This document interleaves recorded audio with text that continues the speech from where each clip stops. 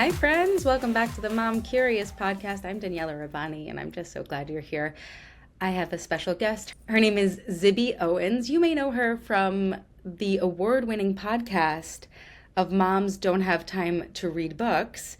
She's also the founder of Zibby Media, which includes the publishing house Zibby Books, a book club, retreats, classes, and events, and is the proud owner of Zibby's Bookshop, an independent bookstore in Santa Monica. Her previous books include Bookends, a memoir of love, loss, and literature, children's book Princess Charming, and 2 anthologies that she edited. A frequent contributor to Good Morning America, Couric Media, and other outlets, she is, most of all, like many of us, the mother of 4 fabulous kids, ages 9 to 16, and wife to Kyle Owens, founder of Morning Moon Productions. You can follow her on Instagram and Substack. We'll get you her handle right below. Zibby Owens, welcome to the Mom Curious podcast. I'm really so happy to connect with you in this way. Thank you so much for having me.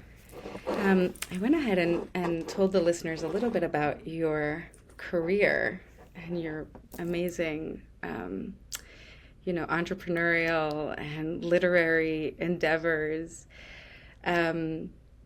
What I didn't mention is how much I enjoyed your first book. I got to really dive in. I was actually listening to the audiobook, which you did really well, I thought. Thank you. On Audible. I'll link it below. While I was in the Hamptons, and I thought, I should just call her. She's probably here. We should hang out. I really felt like I was hanging out with you. And for me, that's like the highest compliment because, it's like we live in such a fragmented world so often. We feel so lonely. And I felt like we really got to know each other. You didn't get to know me at all. But I definitely... Now's my chance. Yeah, but now's your chance. The first time I saw you speak was at a Hey Mama event. You were talking about your new book, Blank, which is a bestseller. And I'm really excited to dive into that one as well. I've been, chipping away at your podcast too. Moms Don't Have Time to Read Books. I was saying that there's like so much Zibby to enjoy. My mom's like, stop, it's enough. I wonder. Well, you talk about having been a stay-at-home mom for 10 years. And then is there a sense that you're playing catch up in a way? Like you are so prolific right now.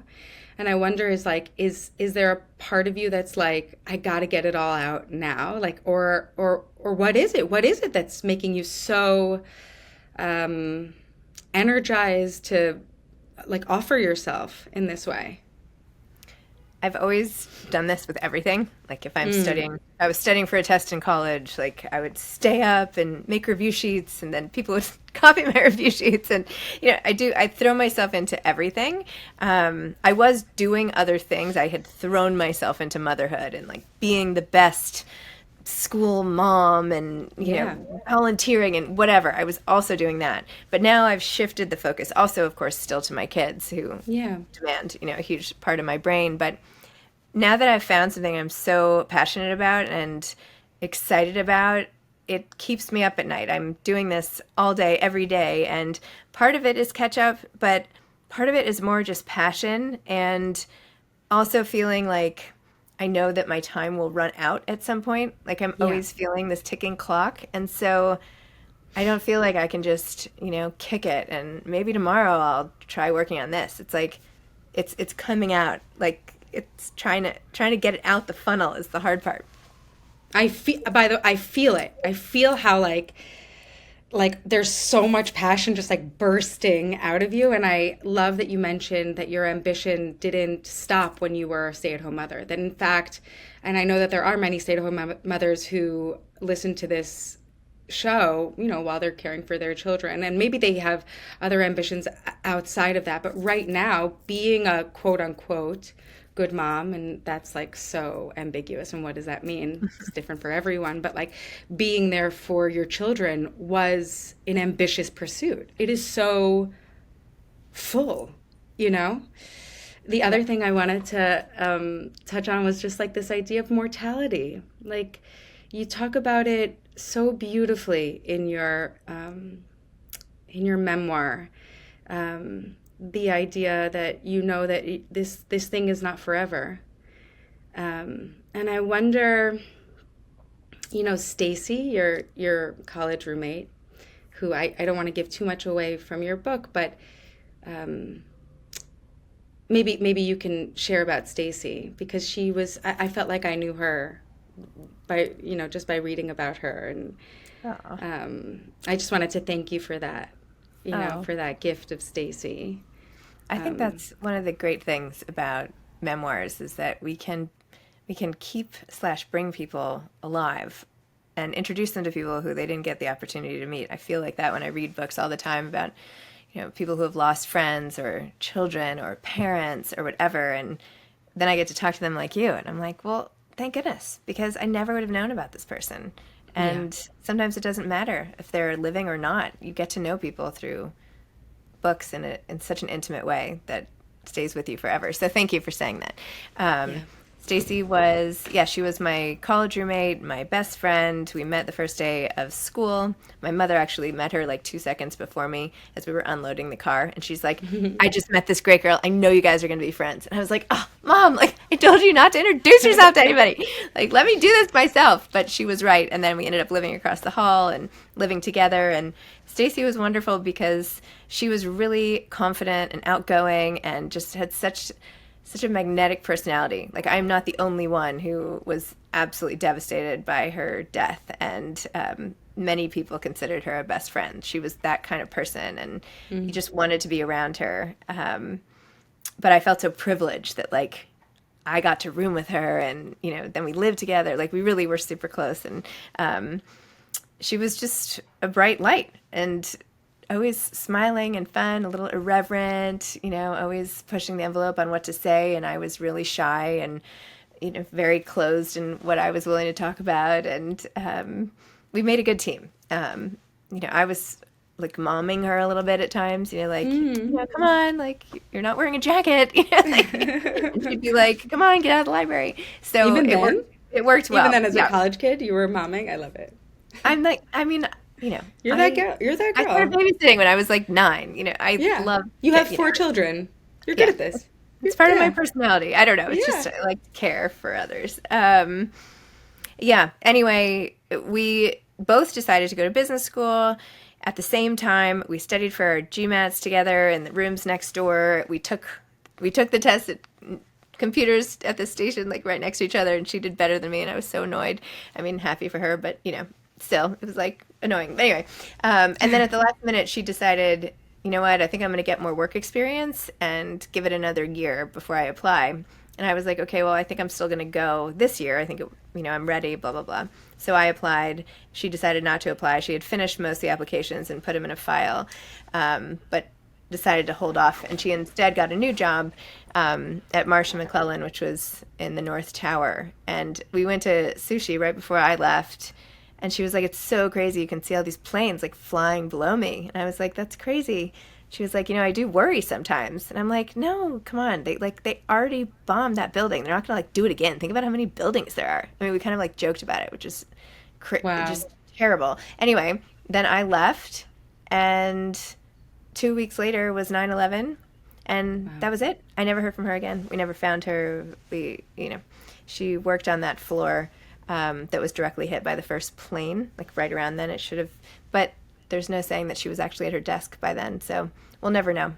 But her loss and the way it happened and the trauma of that, and just the trauma of the nation and the city, and juxtaposed with like me being in the deep end anyway, in like finance and accounting class at a very competitive MBA program at this. It was just this horrific period of time, and one that taught me fully, like, no, you can't go back. There's nothing you can do. Like, that's just it. No do-overs, nothing. Hopeless. In life. Like, that's just it. And then I went through this period of time where I lost like 4 other people close to me, including another close friend by suicide. And it was just this horrific time. And I guess my main takeaway from that is like, if not now, when? And so all the things that I had hoped to do eventually, I was like, well, I'm doing those things now. And that's sort of how I feel about everything. I'm motivated by that sense of we're not guaranteed tomorrow, That like impermanence. so.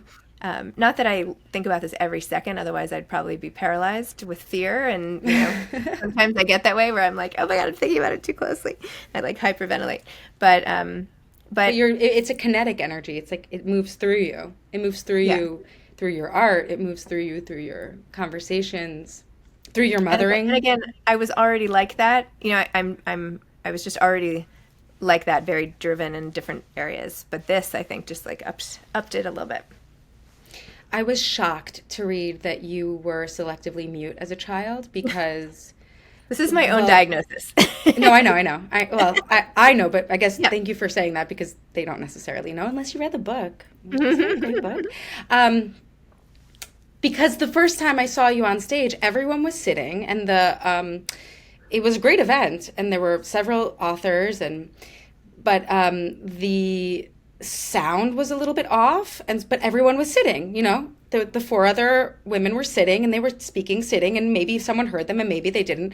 You were the last to speak, and you stood up and you like projected your voice and you told us about your book, and it seemed like you were the most extroverted person certainly in the room.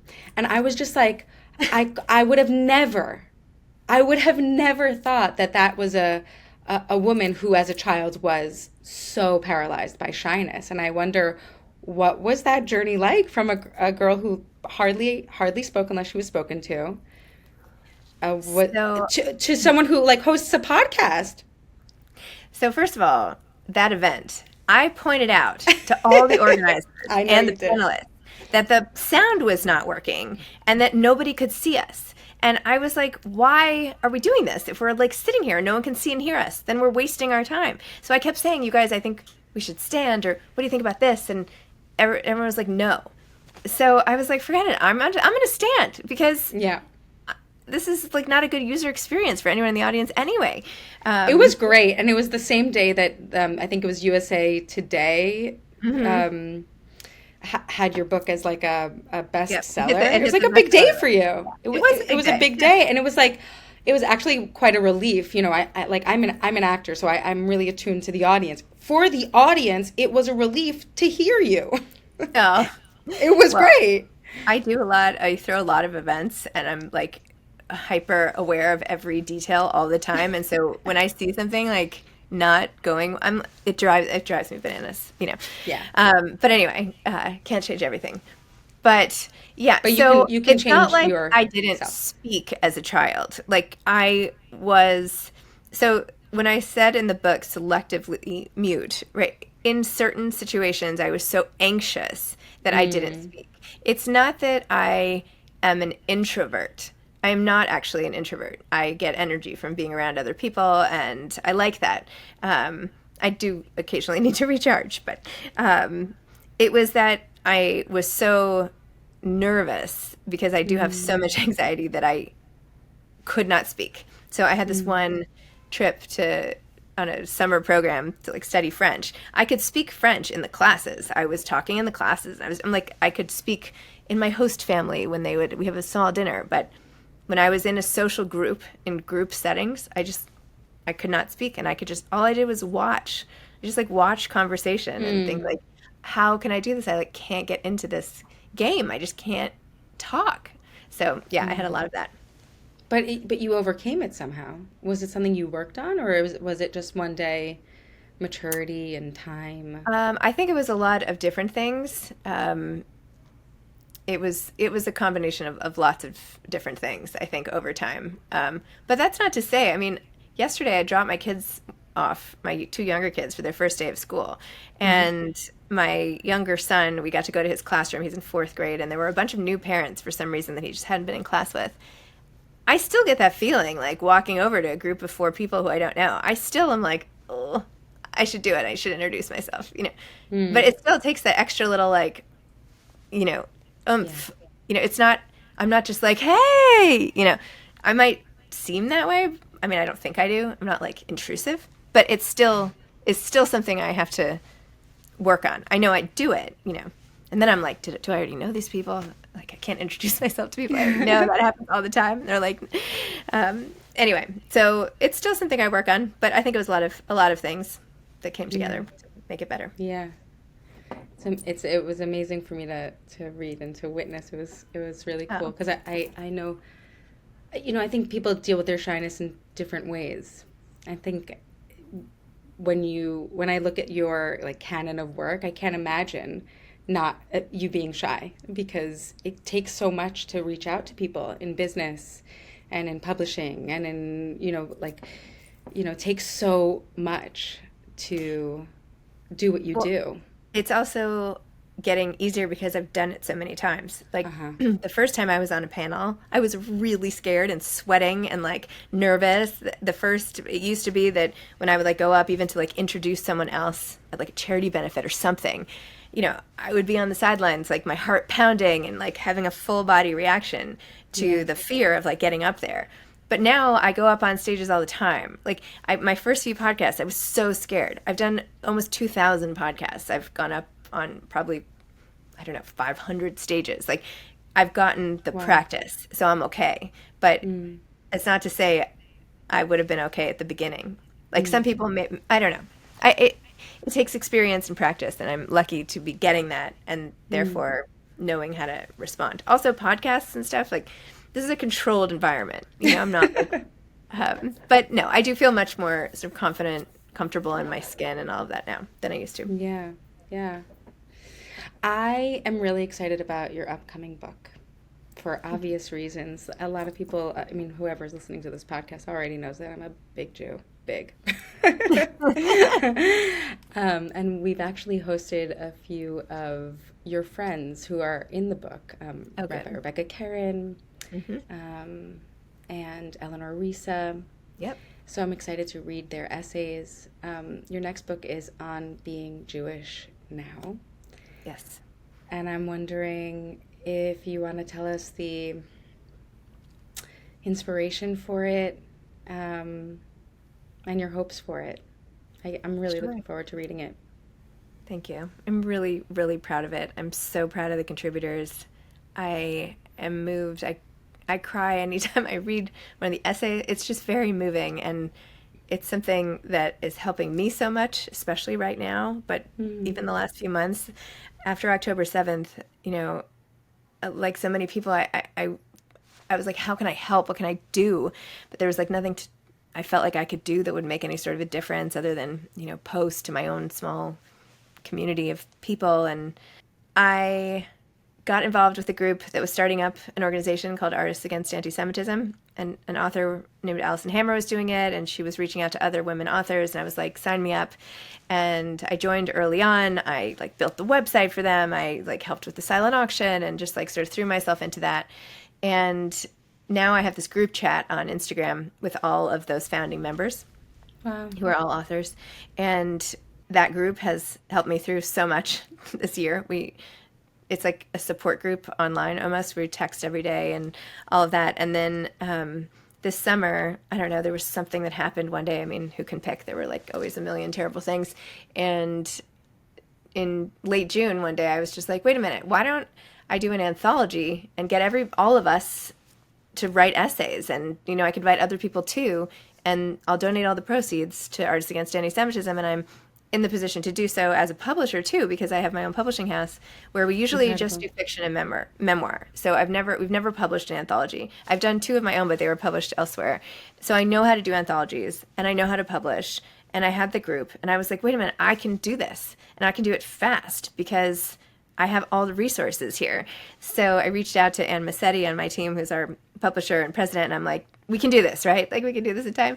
And she said yes. And so I asked all the people on the group chat, some of whom ended up being able to do it and some others couldn't. And then I asked the bulk of the people, some others asked others, if we could just get essays on what it means to be Jewish now. And in the sort of document, I said, this is not political. I don't want political essays. This is not that. This book is how political. We feel and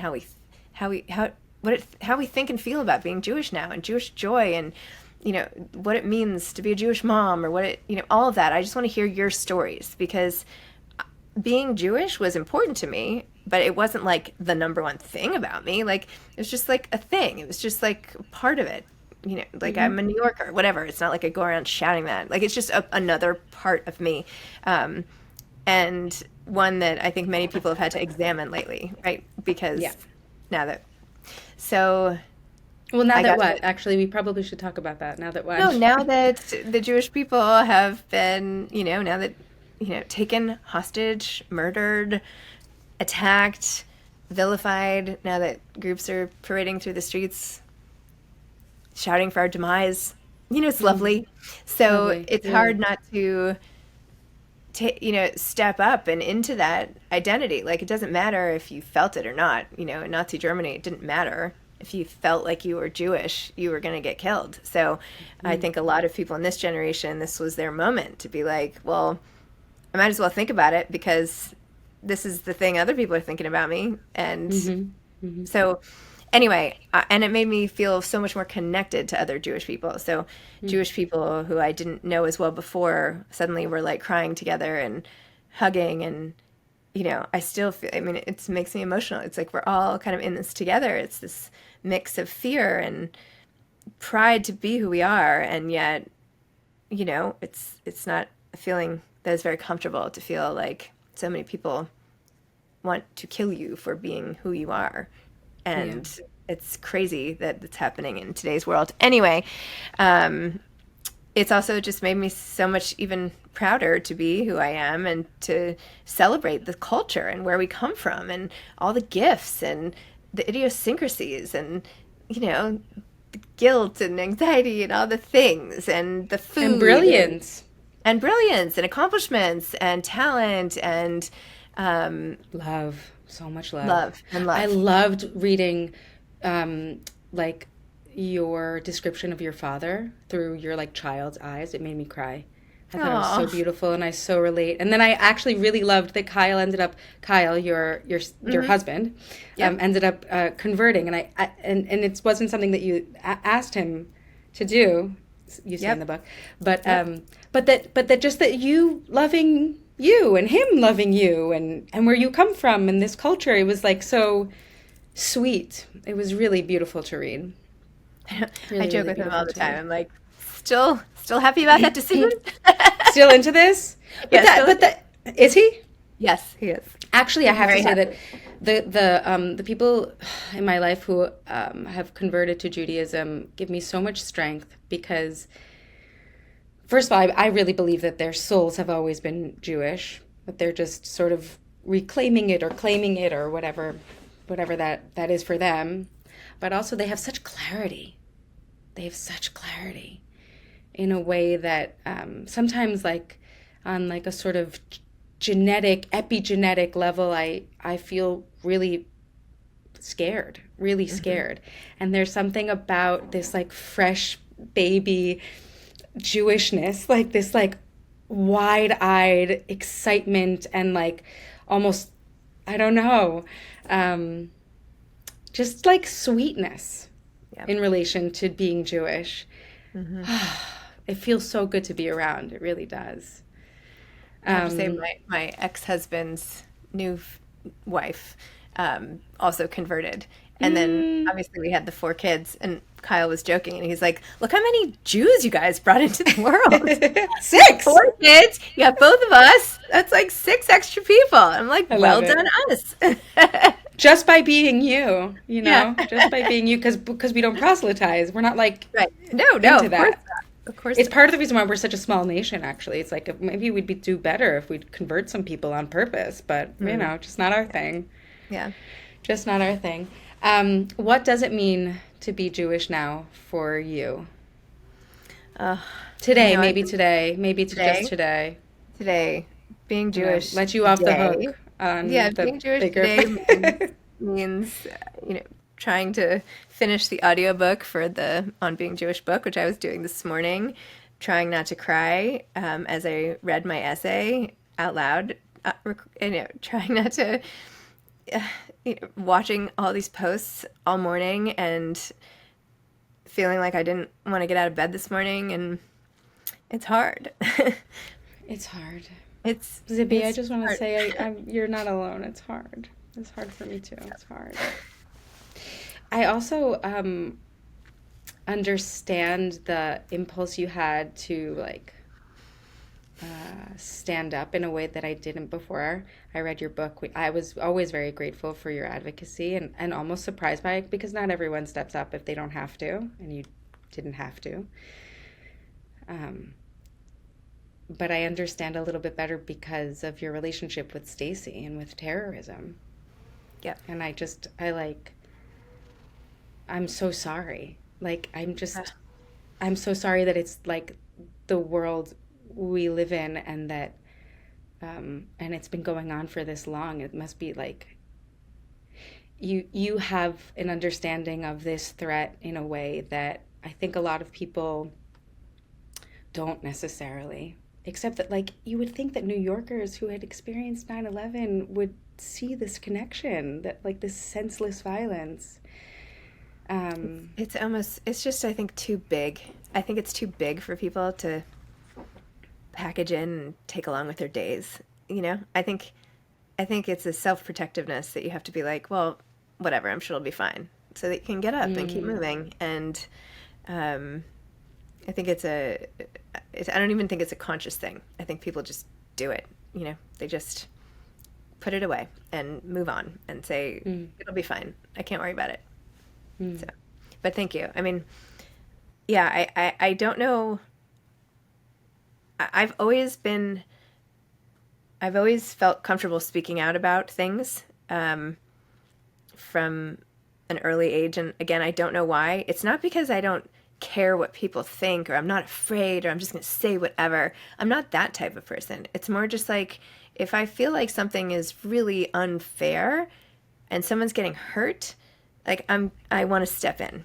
And so I do, whether it's an author who's being canceled, or you know, somebody being targeted, or whatever. Moms not being able to read books and you just Moms not being able summarizing it to for read them. I used to write a lot about, you know, weight struggles and all of that. I mean, I go from, you know, pick a cause, you know, but I feel it all so much. So anyway, I don't know. I'm just trying, and I'm also, you know, trying not to,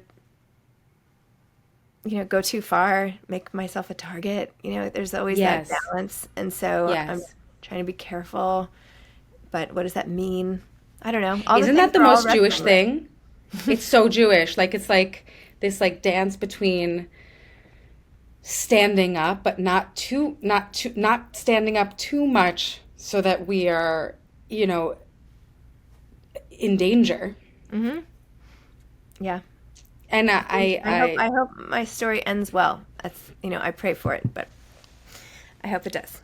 But I won't, at least no matter what happens, I'm proud of how I've lived my life. Such a beautiful life, such a prolific life. I'm really so grateful for the time. I'm excited to read the book. I'm like on to blank now. Thank you. I'm listening to your podcast. We got the links down below. Excellent. Now you have to come to a retreat. We know we have retreats. You would have fun. Okay, well, you're just like checking the list off. Yep. I'm down. You know I'm down. I know that there will be amplification, I'm sure, at the retreats. You'll make sure everyone's seen and heard. I know it to be true. Where can we follow you and support you and love you and enjoy all that you have to share with us? I'm on Instagram a lot. Yeah. Zibby Owens, ZibbyOwens. My website is zibbyowens.com, and I have a Substack and try to write weekly if I can. That's it. It's called Zibby's Highlights, and it's zibbyowens.substack.com. And then we have another mailing list through my media company, the Zibby Media Minute. All the mailing lists are on our website, zibbymedia.com. Guys, did I tell you? It's a fire hose of creativity. It's never ending. It's amazing what you're able to accomplish, and I'm very, very, very, very, very grateful for Oh, all thank you're up you. to. Thank you for giving me the time and space. And we didn't even get to you, so we'll obviously have to Oh, somehow get your side of the story here. oh, one of these days, I'll write a book and then I'll be on your podcast. Actually, I Okay. do want to write a book. I want to write a book for Mom Curious. In fact, Yeah. oh, I should tell you, you've inspired me Oh, great. because it's an anthology of Perfect. essays. I thought that was so beautiful that you did that. It's part of the reason why it's like so readable also because it's like you get to like hang out with Rabbi Rebecca Karen, you get to hang out with Zibby. Another day you get to hang out with Eleanor Risa. It's like you just put it by your bedside. It just seems like a nice bite And size. the audiobook is really great because all the contributors recorded their essays. And I was actually thinking that for my own company, we should start each day listening to one essay. And then it might take a year, right? There's 75 essays, like each work day. Just like start the day with the team listening to one essay. I got to run this by the Beautiful. team. But then it sets the tone. That is so beautiful. I loved listening to your audiobook. And when you did get a little verklempt, I was right there with you. So Oh, thank you. yeah. Thank Anyway, you. I'm right there with you. You're right there Okay. with us. We'll see you on the interwebs. Thank you, Okay. Zibby. Thank you. Have Thank a you. good one. Thanks. Thank you, as always, for listening to the Mom Curious podcast. My name is Daniela Rabbani. I am your host, and I would love to continue this conversation at Daniela Rabbani on Instagram. And if you'd be so kind to rate and review, share this podcast, I would be just really grateful. Catch you next time, every Tuesday on the Mom Curious podcast, produced by Hoff Studios. You can find them at Hoff Studios on Instagram as well. All right, have a great day.